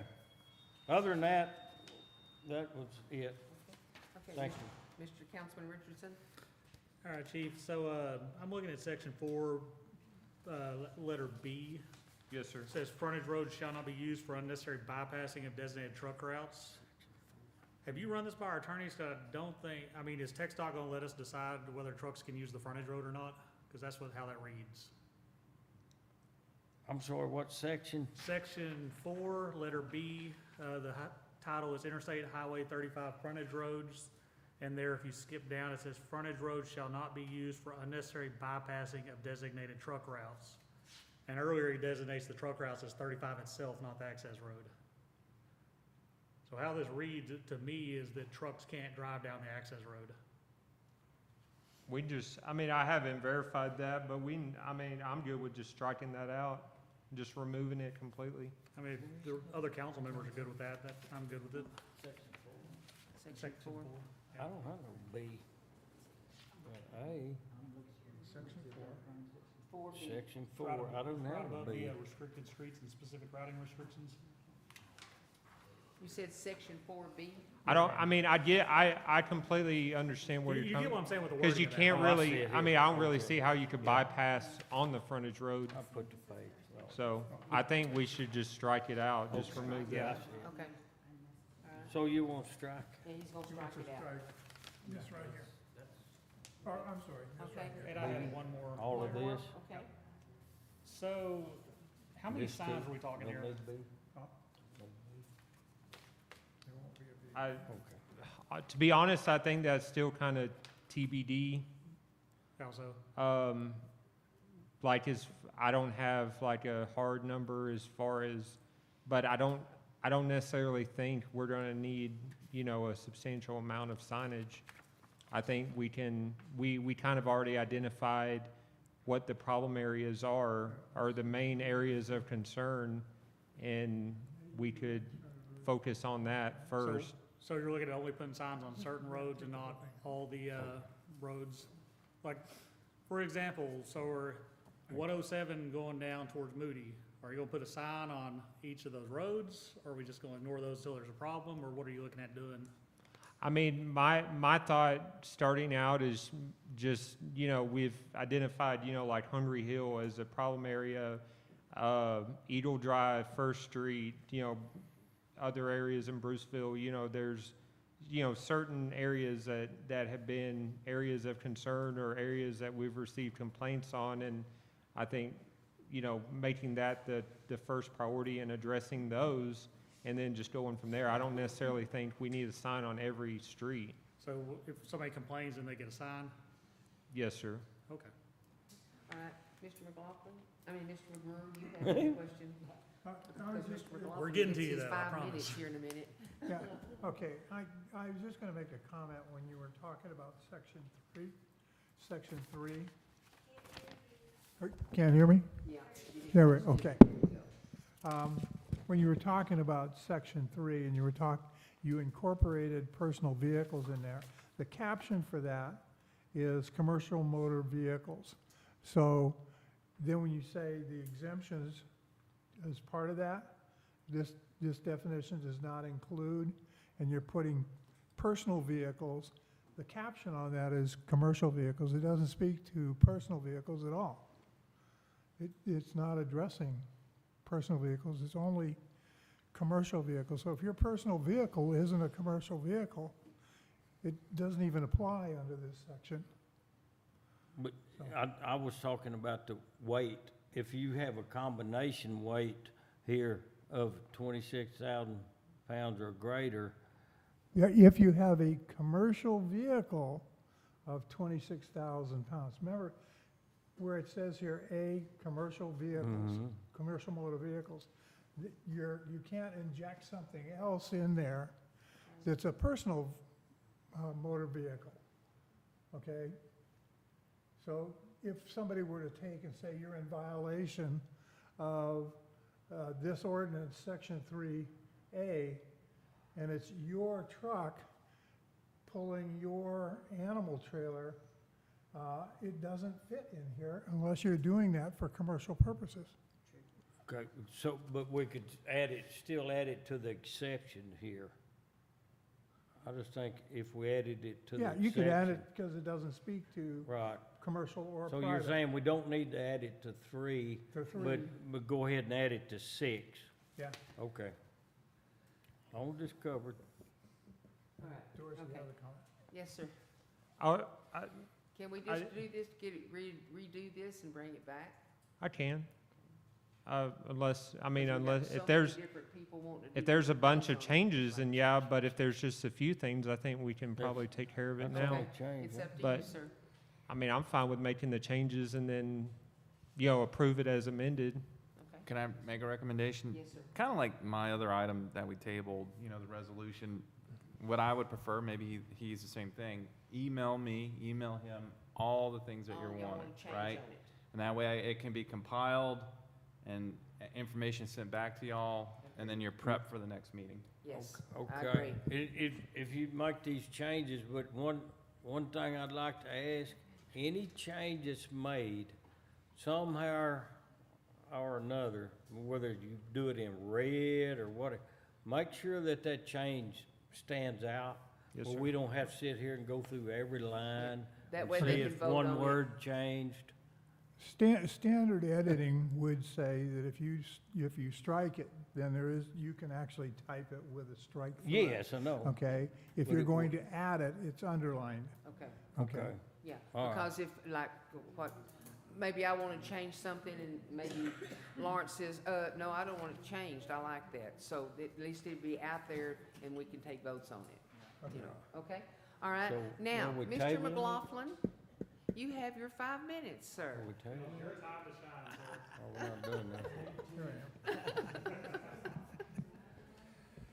Well, first off, I want to thank the council for considering an ordinance that would protect the taxpayer in our streets, because we're the ones that pay for them. So I appreciate that, every one of you. And I've been a truck driver in my lifetime for about 45 years. I've owned 3 of my own trucks, and I've trained drivers for 15 years for 2 separate companies in that time. So I've been through a lot, and I've learned a lot, and I've taught a lot. The main problem is distributing your weight throughout your axles on your truck and trailer. DOT makes sure you got it right if you're running the interstate. They have checkpoints, and they check that weight. 12,000 pounds on the front axle, on your steer axle, and then 34 on your driver, and 34 on your tag axle on the trailer. So that's a lot of weight on your axles.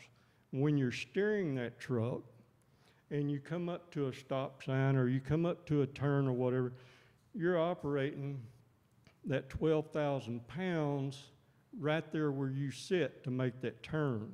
You make that preparation to make that turn before you ever start motion, usually. And when you do that with that much weight, you start digging a hole. You may not see it right off, but you got 2 of them doing the same thing at the same time on that steer axle. And then you got the 34,000 on your drivers that come off in that little divot, and then you got the trailer.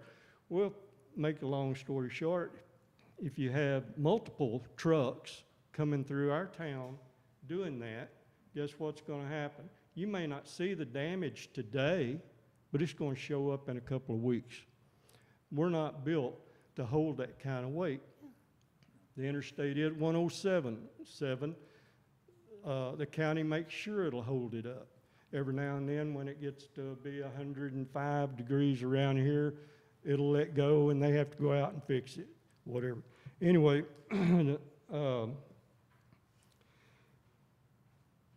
the weight, even if it's your own personal vehicle and you're hauling whatever it might be, corn out of the field or maize or whatever it is, hay, whatever, it don't matter, dirt, whatever, it don't matter if it's if that personal vehicle is tearing up the street, it needs to quit. Simple as that. You don't have the right to tear up the street, because I'm not going to be happy about it. I'm helping pay for that street. And then the repairs, if they don't come pretty quick, then I got to drive on that street. So if they're not tore up, then I get that good street longer. You know what I'm saying? So most drivers, when you come out of the schools, already know about truck routes. They already understand truck routes. Your independent drivers, their dispatchers send them a routing through Big Brother. You know, it comes down through Qualcomm or however they're dispatched, whatever system they're using. And it already has the routes on it. It has their field routes, their truck routes, and it takes them right to their destination without getting the company sued or a problem or getting the driver a ticket. So the driver, and if he comes into a town and there's not any signs and he's making a local delivery, he's going to have a document saying if he gets stopped, well, I got a bill of lading, and I'm going just down the street right here and get rid of this. Well, you can't deny that, you know? The school needs food, the restaurants need food, whatever, whether it be for the mail truck or whatever. We gotta have it. But as far as exceptions, if you're tearing up the streets, there's no exception. There's just no exception for tearing up the street, no matter what you're driving, okay? Truck routes. In Ennis, Texas, you can't even drive through their city unless you have a bill of lading. They make you go all the way around the city, bypass it. I meant Corsicana. Now, Ennis, being as I said Ennis has a no route for trucks coming through their city unless you have a document saying that you can be there. You can't just jump on and run through their city going to another town when there's a truck route that will take you somewhere else besides right downtown, right through the middle of it. So that's another thing. I'm on it. Okay. We have a new truck stop. Mr. McLaughlin, your 5 minutes is up, but I'm gonna go ahead and give you, I'm gonna give you another minute. Go ahead. Tell me about the truck stop. Okay. I mean, it's interesting what you're telling me. Well, I wanna hear it. A lot of drivers like to take their trucks home.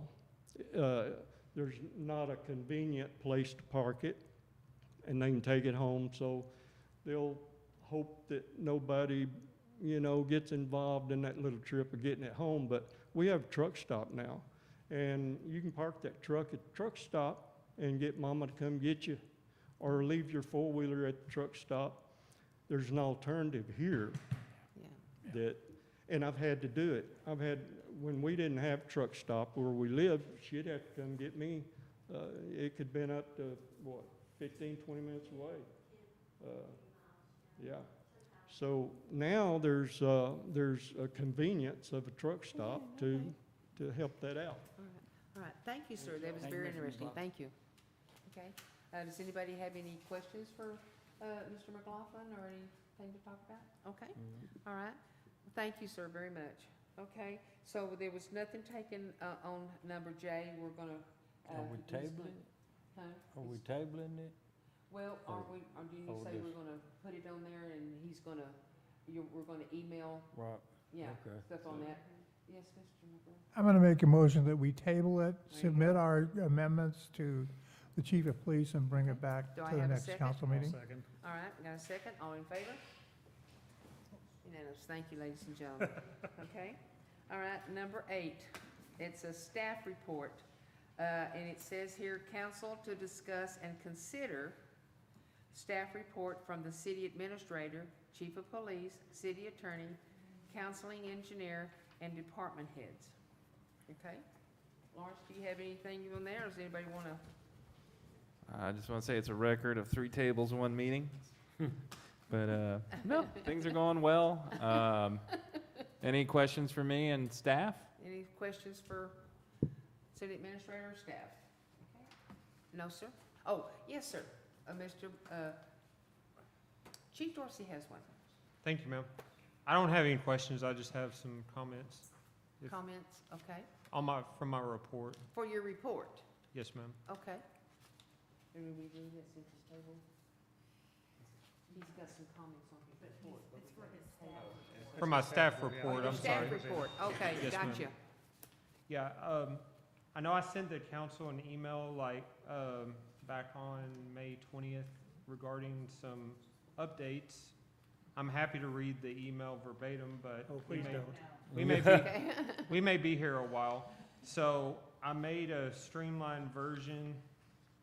Don't throw anything at me, it's kind of lengthy too, but I'll just touch on a few things that I feel like everyone should be aware of, and it's definitely some things I'm proud of, and some things that, I want to brag on our department and some of the things that we've accomplished, and helping the community and helping other departments as well, so that's big too. But back on April 27th, the police department was tasked with giving a presentation to the high school student body, so 9th through 12th grade.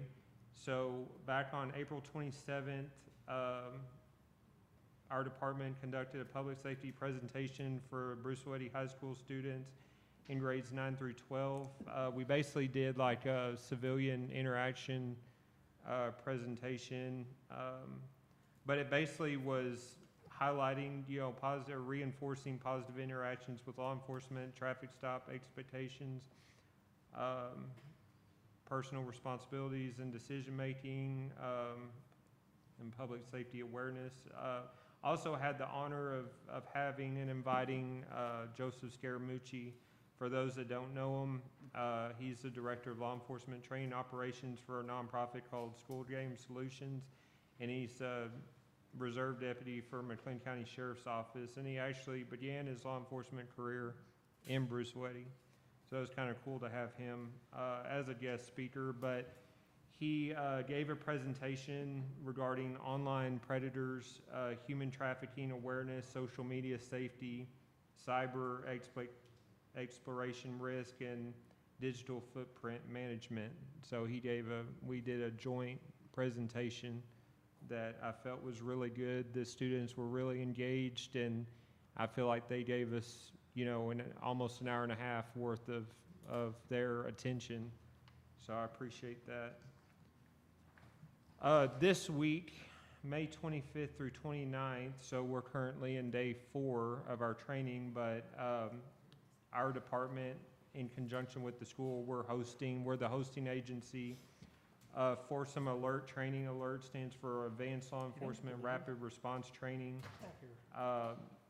We've had 2 different classes this week. Monday and Tuesday was a class, and then the remainder of this week, 3 days, we have a different class. But in each class, we had around 20 different law enforcement officers from different agencies. I mean, in this week, we have officers from Bexar County Sheriff's Office, from Van Zandt County Sheriff's Office. I mean, we have some that have traveled a pretty good distance to attend this training, but it's been really good. So on Monday and Tuesday, we had it's known as SWORD, a Solo Officer Rapid Deployment. It covers active shooter responses, solo officer tactics, rapid threat interdiction, decision-making under stress, tactical movements, and live fire exercises. So we did live fire training on the range. Weber's and Troy was nice enough to reserve some of their range for us to train out there from 8 till almost 5 o'clock. And then the remainder of this week, so we're in day 2 of 3 of our race training, so that's exterior response to active shooter events. The training's focused on open air, active threat incidents, school campus response, officer and civilian rescue operations, vehicle ambush responses, emergency medical responses, and team movements and coordinated response tactics. But the training has been really good. All of our officers, myself included, we've all, been involved, and we're doing the training alongside everyone else. It is a grant-funded training, so there's no cost associated with it. It's all grant-funded. And then moving on to our drone program. So because drones have been around for quite about 10 years, give or take, but they've really taken off. A lot of law enforcement agencies are utilizing those, and it's as technology advances, and it's a great tool. It's it could be seen as a force multiplier. It definitely is. But anyways. So a few months ago, we formally began our development of a small unmanned aircraft system program, or SUAS. Back in January, myself and Sergeant Martinez, we both obtained our FAA Part 107 commercial drone pilot's license. It's not an easy test. There's a lot of studying, about a month plus worth of studying that we did, but we took on the task on our own time. I was studying on my off time and put a lot of time and effort into that, but we both passed on our first try. So We also collaborated with McLean County Sheriff's Office, Waco Police Department, Woodway Police Department. We went out there, out to the agencies and you know, involved ourselves with their officers, their programs. But so the purpose of our intent behind the drone programs, you know, of course, officer safety, search and rescue, missing persons, crime scene, crash documentation and critical incident responses, disaster assessments, and supporting other agencies. We did start because, you know, drones, just like anything else, you know, you can buy a cheap car, you can buy, you know, $1 million car. Same thing with drones. You can buy a cheap one, you can buy, you know, 10, 20, 30, 50,000, you know, depending on what you get on it. But, you know, I opted to go with a more affordable entry level, if you will, option, just to, you know, 'cause I know we're going to use it and we have used it, and we'll continue to use it, but just to show, you know, the effectiveness and the ability behind it, and then just bring that to the table and show, you know, show the council and the community, you know, what we can do with it and the effectiveness of it, and then, you know, on down the line, you know, potentially purchase one that has more features. That was kind of my thought process behind that. But the program is governed by a departmental policy that we've implemented, FAA regulations, and then there's Texas law that is applied to ensure safe, transparent, and accountable operations. Moving on to our cadet sponsorship. So we've been on the hunt for a cadet to sponsor through this upcoming academy. We evaluated 4 different police cadets or applicants, and we have selected a gentleman by the name of Cohen Hagman as our preferred candidate for sponsorship through the Central Texas College Charlie 2026 Police Academy. It starts June 22nd. It ends December 11th, 2026. His appointment and his, you know, him, you know, being hired, fully hired, and his appointment still remains contingent upon successful completion of all required medical, psychological, and licensing requirements, which he has gone. The majority of that's been completed this week, you know, after I sent all this out. So we're almost to the end of the process with getting everything. Everything that's mandated and required of us to do has almost been completed. As far as Officer Childress goes, I do have a quick update on him. He's currently in week 11 of his field training. He's in the 3rd and final phase of his field training program. He's demonstrated proficiency in patrol operations, investigations, report writing, traffic enforcement, officer safety, and decision-making, and he's expected to, you know, complete his field training within the next month. And then finally, yeah, this is the last one. Finally, regarding our police department improvement or renovation, I know I sent the council some pictures that we took through the process of that, but throughout the month of April, we did make some significant improvements to the police department, which include removal of the former city council dais, expansion of our property and evidence areas, installation of new sheetrock and finishing work, complete removal and replacement of old carpet, installation of LVT flooring, new wood trim and vinyl co-base, removal of outdated water fountain that caused the root of our problem here. Then we also had the old drive-through window, teller window removed. The window's still there, the glass is stained, but the actual box, the teller box, was taken out because that thing took up a lot of room. The outside's just been covered up with the sheet of metal, but the actual box on the inside has been removed. And then complete, because it's kind of one thing leads to the next, because we started doing all these floors look great, but the color looks terrible. But so we ended up, you know, just one thing just led to another, but we ended up painting the majority of our building. But we were able to, volunteer our time. A lot of our officers, including myself, we were up there on weekends and off hours, night hours, we're pulling up carpet, removing the old dais, painting. We did all of the painting. I thought, hey, that's a great idea. Let's paint the building. It can't be that hard.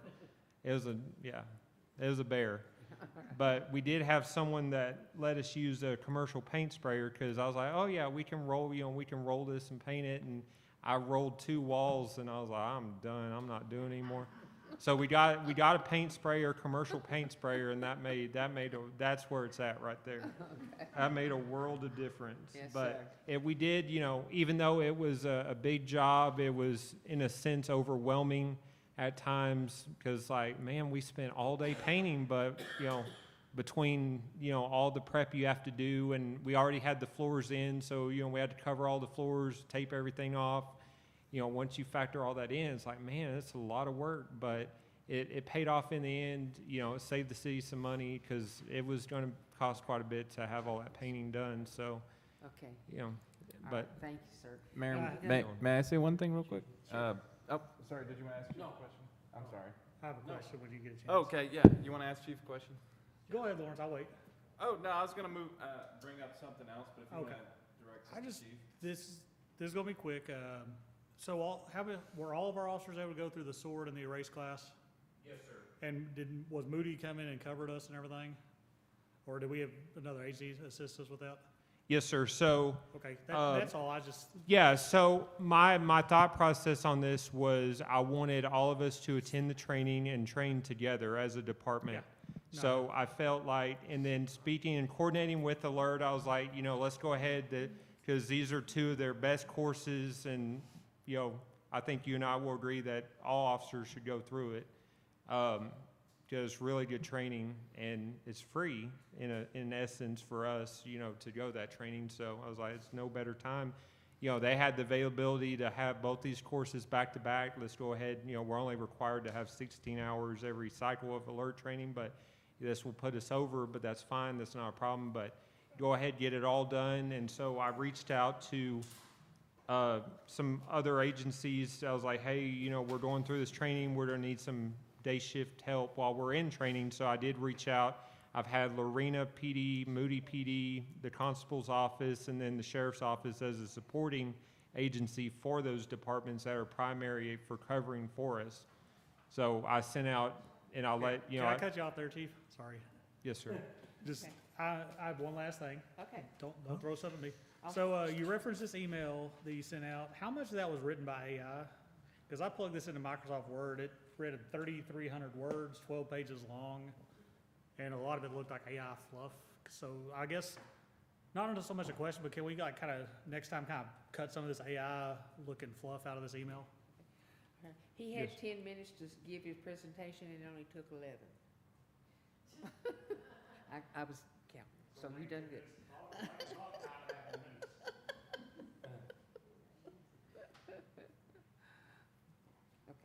All right, Yeah. Lawrence? So I was gonna just bring up one thing. So under staff reports, it says here, discuss, consider staff report, city administrator, chief of police, city attorney.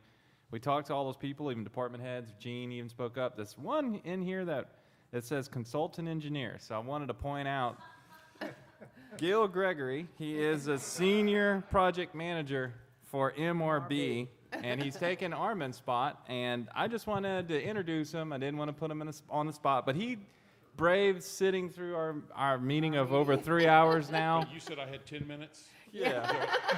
So this is our new MR guy. I'm not going to do that. Yeah. I just wanted to thank y'all for letting me be here on this. My name is Gil Gregory. I'm with MRB Group, based out of the Temple office there. I live between Temple and Troy, east of the interstate. I'm here to do a lot of things, taking over from Armin. He left the state.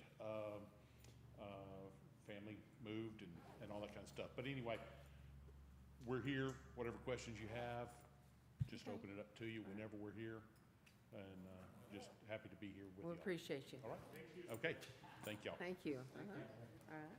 All right. Okay, here we go. Number 9, city council comments and items for future agendas. Expressions of thanks, congratulations, or condolences, information regarding holiday schedules, harmony recognition of city officials, employees, or other citizens, reminders about upcoming events sponsored by the city or other entities that are scheduled to be attended by a city official or a city employee.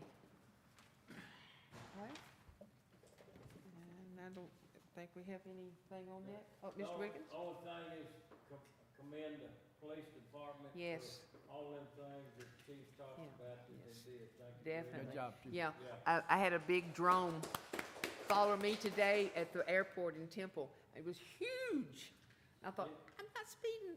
And one other thing, and I'd like to thank our city guys for going Yes. out and doing all this street work. Yes, Yeah. yes. Thank you. Yeah. Yeah. That's a Okay, thank y'all. All right, then we're moving right along. Make a motion to adjourn. Okay. Do I have a second? Okay, all in favor? All right, it is now 9:24 and this meeting is over.